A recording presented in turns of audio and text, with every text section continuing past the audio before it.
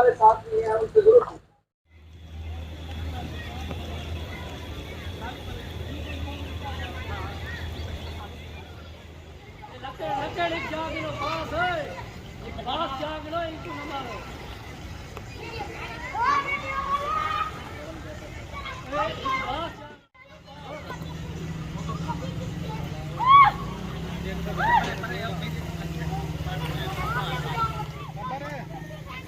Photo चंगी आनी चाहिए।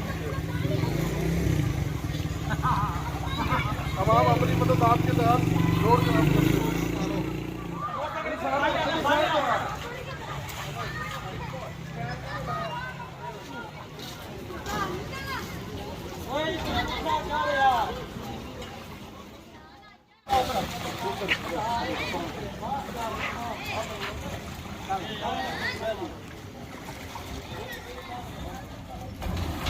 पूरा तो जरूरत है।